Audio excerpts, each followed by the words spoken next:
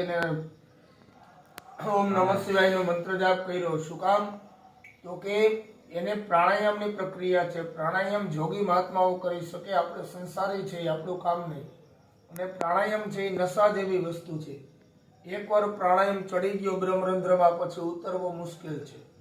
એ યોગી મહાત્માઓને ખ્યાલ હોય બધું. આપણે સંસારી છીએ તો બને એટલો શ્વાસ રોકી અને પ્રાણાયામ નિમિત્તે આપણે 11 વાર ઓમ નમઃ શિવાયનો જપ કર્યો. પ્રાણાયામ શા માટે કરવામાં આવે? તો કે શરીરમાંથી પાપ વાયુને બહાર કાઢી અને પુણ્ય વાયુને પ્રવેશ કરાવવા માટે પ્રાણાયામ આવે છે. પછી આચમ્ય પ્રાણાયામ્ય, પછી આંખે જળનો સ્પર્શ કરવાનું કહ્યું. શું કામ? તો કે એની પાછળની દ્રષ્ટિ એવી છે કે હે ભગવાન, અમારી આંખ ક્યારેય બગડે નહીં એવી કૃપા કરજો. પાણીનું સ્વભાવ શું છે? સ્વચ્છ કરવું. આંખે જળનો સ્પર્શ કરી આપણે આંખે પાણી રેડી. શું કામ? કે ક્યારે પણ અમારી દ્રષ્ટિ બગડે નહીં જીવનમાં. અને જેની દ્રષ્ટિ બગડે, જેની આંખ બગડે, એનું જીવન ઝેર બની જાય. દ્રષ્ટિ, વૃષ્ટિ, સૃષ્ટિ અને ટ્રષ્ટિ, આ 5 બગડે એટલે વિપરીત પરિણામ આવે. એટલા માટે આંખે જળનો સ્પર્શ કરવામાં આવે. પછી ગણપતિ મહારાજ, ગુરુદેવ, ઈષ્ટદેવ, માતા પિતા, કુલદેવીને બધાને નમસ્કાર કર્યા. ગણપતિ મહારાજના સ્તોત્રનો પાઠ કર્યો. ત્યાર પછી પાણીની ચમચી ભરી તમને મુકાવી. સંસ્કૃતમાં એને સંકલ્પ કહીએ અને આપણી ભાષામાં કહી તો એગ્રીમેન્ટ કર્યું આજે તમે ભગવાન સાથે કે આજ બ્રાહ્મણને બોલાવી અમે આ સમયે, આ દિવસે, આ ટાઈમે, આ તારીખે, આ વારે, આ તિથિએ, આ જગ્યાએ અમે આ ભગવાન મહાદેવજીની પૂજા અર્ચના કરી છે. જેમ આપણે કોઈ લેનદેન કરી તો એગ્રીમેન્ટ કરી, એની જેમ ભગવાન સાથેનો આ વ્યવહાર છે. બીજી ચમચી વેરી. શું કામ? તો કે અમારી પૂજામાં, અમારા કર્મમાં, અમારા ધંધા વેપાર ઉદ્યોગમાં, કુટુંબ પરિવારમાં ક્યાંય પણ વિઘ્ન ન આવે એ માટે ગણપતિ મહારાજનું સ્મરણ કરીશું. આ બીજો સંકલ્પ કર્યો. પછી ડાબા હાથમાં ચોખા રાખી મંત્ર ભણી ચારે દિશામાં છટાવ્યા. શું કામ? એનું કારણ શું? તો કે કોઈ પણ ભગીરથ સારું એવું કાર્ય કરવા જાય, પ્રગતિ કરવા જાય એટલે આસુરી તત્વ ઘણા વિઘ્ન કરવા વાળા હોય છે. આળસ થાય, પ્રમાદ ચડે, નીંદર આવે, આવા અનેક શત્રુઓ છે જગતમાં. પણ બાહ્યથી આપણા શત્રુ, બાહ્યથી મિત્ર જેવા લાગે, અંદરથી શત્રુ હોય. આને પણ હિત શત્રુ કહેવાય. તો આવા કોઈ અમારા શત્રુ હોય તો અમારાથી દૂર રહે, એટલા માટે ચોખા છટાવવામાં આવે. ત્યાર પછી કળશની અંદર ફૂલચોખા પધરાવે, 4 ચાંદલા કરી અને પૂજા કરી અને જલ છાંટ્યું બધે. શું કામ? તો કે ગંગાદી તીર્થોનું મંત્રોચ્ચાર દ્વારા નિમંત્રણ કર્યું. એ 4 ચાંદલાનો અર્થ એ ઋગ્વેદ, યજુર્વેદ, સામવેદની પૂજા કરી એ જલ દ્વારા આપણે પવિત્ર થયા. પછી ચંદ્રમા, દીવો, પૃથ્વી, ગાય, સૂર્યનારાયણ, આની આપણે સ્મરણ કર્યું. શું કામ? કર્મના સાક્ષી છે. કોઈ પણ કાર્યમાં સાક્ષી જોઈ. દેવનું કાર્ય છે તો દેવ સાક્ષી હોય, માણસનું કાર્ય હોય તો માણસ સાક્ષી હોય. એટલા માટે સાક્ષી સ્વરૂપે આ બધા દેવી દેવતાઓને નમસ્કાર કર્યા. પછી શિવ પરિવાર પૂરો. હમણાં જ આપણે વાત થઈ ને સત્સંગ, કે ડાયરેક્ટ જીવ શિવ સુધી નથી પહોંચી શકતો, બહુ કઠિન છે. આ જીવ છે શિવ સુધી ક્યારે પહોંચે? કે પહેલું તો એ છે કે જ્યારે જેનો ધર્મ બરાબર છે, ધર્મનું પાલન કરે છે. આ નંદી છે એ ધર્મનું પ્રતીક છે. ધર્મના 4 પગ છે: સત્ય, પવિત્રતા, દયા અને દાન. આ 4 ગુણ જે જીવની અંદર છે. પછી કુર્મની પૂજા આવે. કુર્મ એટલે કાચબો, ભગવાન નારાયણનું સ્વરૂપ. અહીંયા હરિ અને હરનું મિલન બતાવ્યું. ઘણા લોકો જગતમાં જોયું, ભગવાનના ભાગ પાડવા માંડ્યા કે તમારા ભગવાન આ, અમારા આ, તમે આને માની, અમે આને માની. પણ એવું ભગવાનમાં ક્યાંય લખ્યું નથી શાસ્ત્રમાં. આ દુનિયાએ કોણ જાણે કોને હાકી કાઢ્યો, રામ જાણે. આ વિષ્ણુ ભગવાન છે ને આ ભગવાન ભોળાનાથ છે. એટલા માટે ભેદ બગાડે એ જ આ ભગવાનની પૂજા છે. અભેદ બનાવે ભગવાનની પૂજા. એક પણ શાસ્ત્ર એવું નથી કે જેમાં ભેદ લખ્યો હોય. ઘણી જગ્યાએ વૈષ્ણવ સંપ્રદાયોમાં જાય તો શિવનું નામ ન લે. એ કે અમે વૈષ્ણવ છીએ. કોઈ નિંદાની વાત નથી, સત્ય હકીકત છે. એલા ભાઈ, ભગવાન ભોળાનાથ બાલા જોગી બનીને કનૈયાના દર્શન કરવા ગયા, એ એકઈને વેર નથી તો તને શેનું?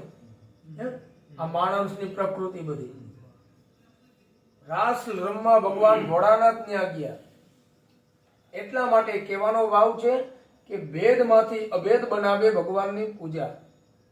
પાઠ, જપ, તપ અને નિયમ સંયમ આટલું જેના જીવનમાં હોય એના દરેક વિઘ્ન ગણપતિ મહારાજ દૂર કરે.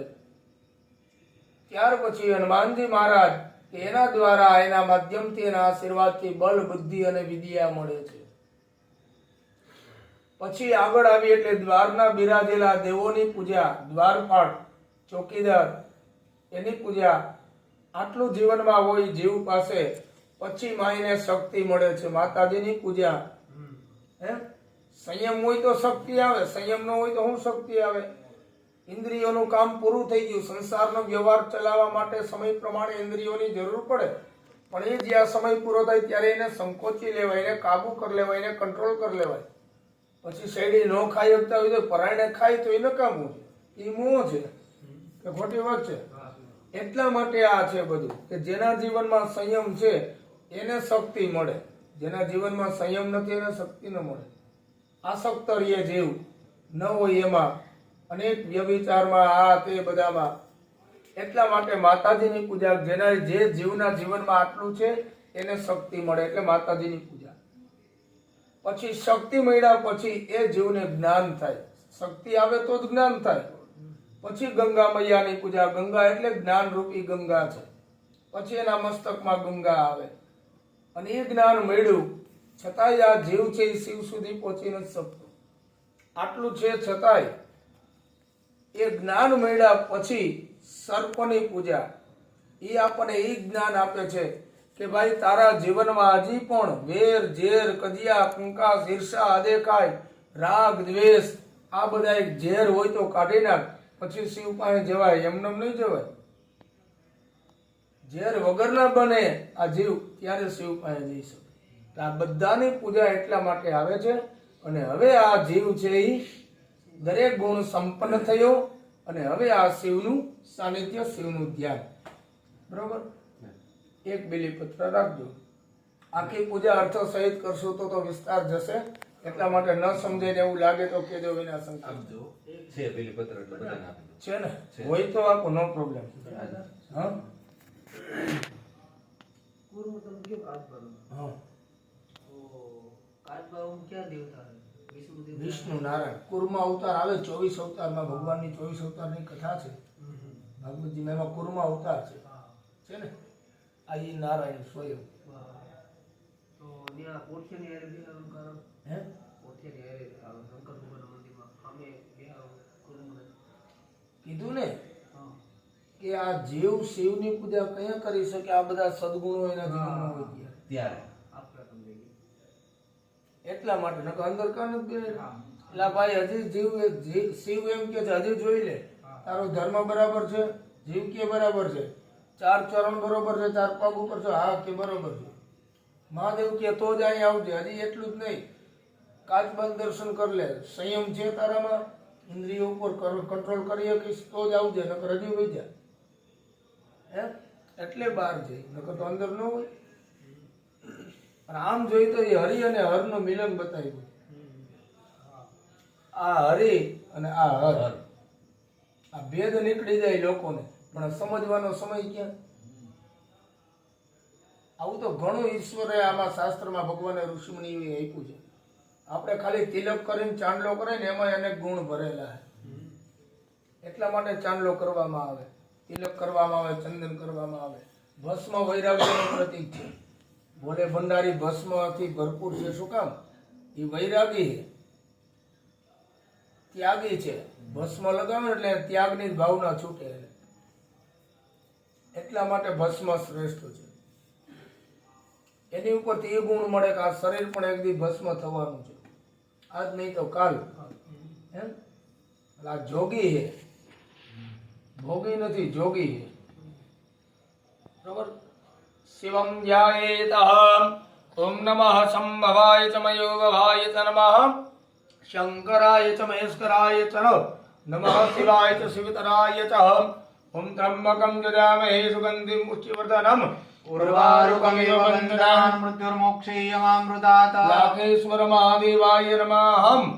ભૂર્વો સ્વાધ્યાયો ધ્યાનમ સમર્પયામિ. મહાદેવજી અર્પણ કરી દો. શિવજી ઉપર ચડાવી દો. ચડાવી દો. પુષ્પાક્ષદાન ગૃહીતવાન. ઓમ માં. હાલી. ફરીથી ફૂલ ચોખા જળ રાખો. ભગવાનનું ધ્યાન ધર્યું. હવે આહવાન કહેતા આમંત્રણ. ઓમ માં. આમ તો આમંત્રણ દેવાનું ન હોય, અહીંયા સ્વયં બિરાજે જ છે, પણ શાસ્ત્રને માન આપી અને આપણે વિધિ વિધાન કરવા પડે. ઓમ ત્રંબકમ જજામહે સુગંધિમ પુષ્ટિવર્ધનમ. ઉર્વારુકમિવ બંધનાન મૃત્યુર્મોક્ષેયમામૃતાत्. ઓમ લાખેશ્વર મહાદેવાય નમઃ. આવાહનમ સમર્પયામિ. સમર્પયામિ. આસનમ પુષ્પ અક્ષતાન દદ્યાત. ભગવાનને બેસવા માટે આસન પુષ્પ ચોખાનું આપીએ. ઓમ ત્રંબકમ જજામહે સુગંધિમ પુષ્ટિવર્ધનમ. ઉર્વારુકમિવ બંધનાન મૃત્યુર્મોક્ષેયમામૃતાत्. ઓમ લાખેશ્વર મહાદેવાય નમઃ. પુષ્પાક્ષતૈઃ આસનમ સમર્પયામિ. પાણીની ચમચી ભરી રાખજો. ભગવાનના પગ ધોઈએ એવી ભાવનાથી. ઓમ ત્રંબકમ જજામહે સુગંધિમ પુષ્ટિવર્ધનમ. ઉર્વારુકમિવ બંધનાન મૃત્યુર્મોક્ષેયમામૃતાत्. લાખેશ્વર મહાદેવાય નમઃ. પાદ્ય જલમ સમર્પયામિ. સમર્પયામિ. પાછી ચમચી ભરી રાખજો. ભગવાનને અર્ઘ્ય કહેતા માન આપીએ. ઓમ ત્રંબકમ જજામહે સુગંધિમ પુષ્ટિવર્ધનમ. ઉર્વારુકમિવ બંધનાન મૃત્યુર્મોક્ષેયમામૃતાत्. લાખેશ્વર મહાદેવાય નમઃ. સ્તયો અર્ઘ્યમ સમર્પયામિ. પાછી પાણીની ચમચી ભરી રાખો. ભગવાનને આચમન કરાવીએ. ઓમ ત્રંબકમ જજામહે સુગંધિમ પુષ્ટિવર્ધનમ. ઉર્વારુકમિવ બંધનાન મૃત્યુર્મોક્ષેયમામૃતાत्. લાખેશ્વર મહાદેવાય નમઃ. વમ મુખ્યાચમનિયમ સમર્પયામિ. પાછી ચમચી ભરી રાખજો. ઓમ તતો વૈવમ ત્રંબકમ જજામહે સુગંધિમ પુષ્ટિવર્ધનમ. ઉર્વારુકમિવ બંધનાન મૃત્યુર્મોક્ષેયમામૃતાत्. લાખેશ્વર મહાદેવાય નમઃ. સર્વાંગેષુ સ્નાનમ સમર્પયામિ. પાછી ચમચી ભરી રાખજો. સ્નાનંગભૂતમ આચમનિયમ સમર્પયામિ. એક ભાઈ પંચામૃત પધરાવ, બાકી બધા પાણી પધરાવતા આવજો. બરોબર? 2 ચમચી એકવાર પંચામૃત. અભિષેક તો આવશે જ હજી. આ તો પંચામૃત દ્વારા સ્નાન આવે. બરોબર?